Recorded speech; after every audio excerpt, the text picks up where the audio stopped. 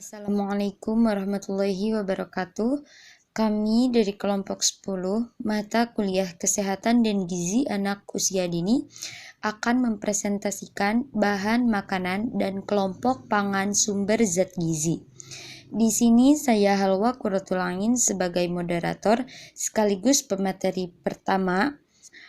Lalu rekan saya Rika Nurhaliza sebagai pemateri kedua dan Dede Nur Safa'ah sebagai pemateri ketiga.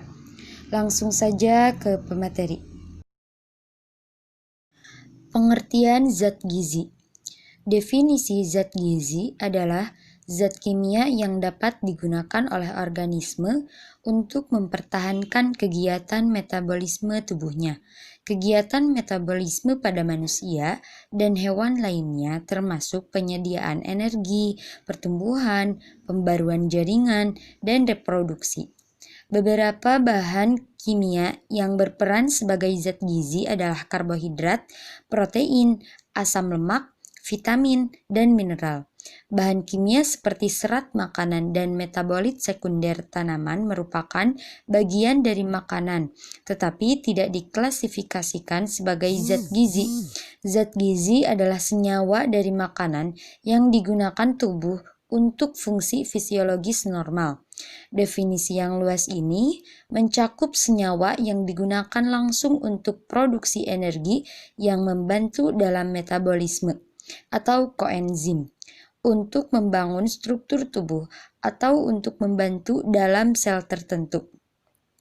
Suatu zat gizi sangat penting untuk organisme dalam kelangsungan siklus hidup dan terlibat dalam fungsi organisme. Yaitu karbohidrat. Karbohidrat merupakan zat gizi makro yang meliputi gula, pati, dan serat. Dan beberapa manfaat fungsi karbohidrat bagi tubuh yaitu 1. Sebagai sumber energi. Setelah karbohidrat dicerna dalam tubuh sampai berbentuk monosakarida, oleh pati diedarkan ke dalam sel-sel tubuh dengan bantuan oksigen dari paru-paru. Monosakarida dioksidasikan hingga menghasilkan panas. Panas yang terjadi kemudian diubah oleh tubuh menjadi tenaga untuk bergerak. Lebih banyak otot digerakkan, maka akan lebih banyak karbohidrat yang dibutuhkan. Yang kedua yaitu protein. Protein merupakan komponen struktur utama seluruh sel tubuh dan berfungsi sebagai enzim hormon dan molekul-molekul penting lain. Protein dikenal sebagai zat gizi yang unik sebab menyediakan asam-asam amino esensial untuk membangun sel-sel tubuh maupun sumber energi. Karena menyediakan bahan baku untuk membangun tubuh, protein disebut zat pembangun. Protein nabati dapat membentuk protein lebih lengkap. Fungsi protein bagi tubuh antara lain 1. Sebagai sumber energi, pemberi kalori. 2. Untuk membangun sel-sel jaring tubuh. 3. Untuk mengganti sel-sel yang rusak. 4. Untuk produksi enzim dan hormon. Membuat protein darah. Dan yang selanjutnya yaitu untuk menjaga keseimbangan asam dan basa cairan tubuh. Yang selanjutnya yaitu yang ketiga adalah lemak. Lemak merupakan zat gizi makro yang mencakup asam lemak dan trigliserida. Lemak adalah zat gizi yang padat energi, sehingga lemak penting untuk menjaga keseimbangan energi dan berat badan. Manfaat atau fungsi lemak bagi tubuh adalah sebagai berikut. 1. Sebagai sumber energi, pemberi kalori. Tiap lemak dalam peristiwa oksidasi menghasilkan kalori sebanyak 9 kalori.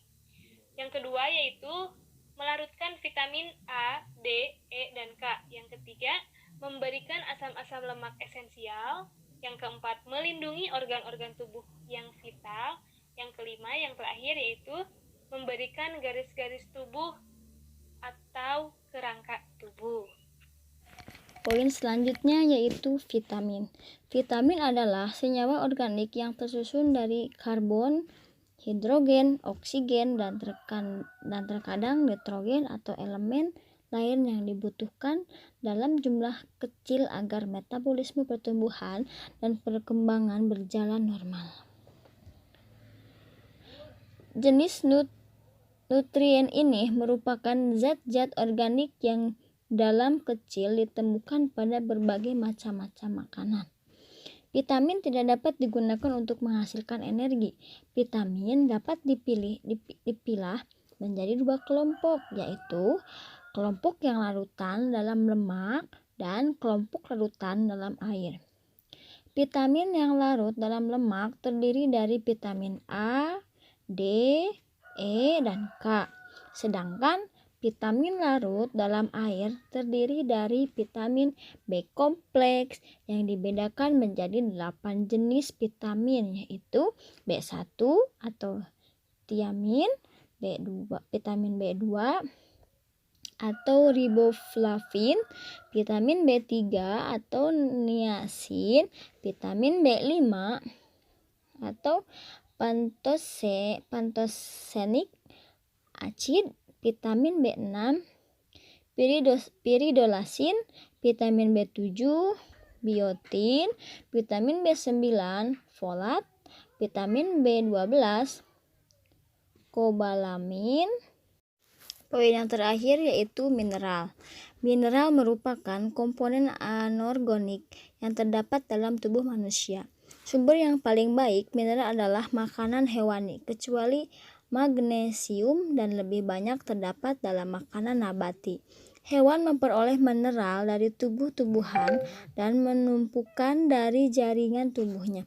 Di samping itu, mineral berasal dari makanan hewani mempunyai ketersediaan biologi lebih tinggi daripada berasal dari makanan nabati. Makanan mengandung lebih sedikit bahan pengikat mineral daripada makanan nabati. Menurut jenisnya, mineral dibedakan menjadi dua, yaitu yang pertama mineral organik, yaitu mineral yang dibutuhkan serta berguna bagi tubuh kita yang dapat kita peroleh melalui makanan yang kita konsumsi setiap hari seperti nasi, ayam, ikan, telur, sayur-sayuran, serta buah-buahan atau vitamin tambahan. Yang kedua, mineral anorganik, yaitu mineral yang tidak dibutuhkan serta tidak berguna bagi tubuh kita. Contohnya, timbal hitam, iron oksida atau besi teroksidasi, merkuri, arsenik, magnesium, aluminium atau bahan-bahan kimia hasil dari resapan tanah dan lain. Berdasarkan kebutuhan tubuh, mineral dibedakan menjadi dua, yaitu mineral makro dan mineral mikro. Mineral makro yaitu mineral yang dibutuhkan tubuh dalam jumlah lebih dari 100 mg sehari. Yang kedua, mineral mikro yaitu kebutuhan kurang dari 100 mg sehari. Manfaat mineral. Yang pertama, kalsium. Kalsium memang kerap menjadi kandungan andalan produk susu, berperan sebagai bentuk tulang dan menjaga kesehatannya. Saat kekurangan asupan kalsium, seseorang akan lebih rentan mengalami penyakit osteoporosis. Yang kedua, klorida. Mineral klorida berperan sebagai elektrolit dan membantu produksi asam lambung.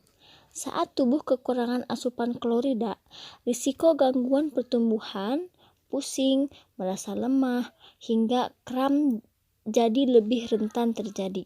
Setelah itu, klorida juga berfungsi mengaktifasi sel yang memproduksi imun. Poin selanjutnya, magnesium.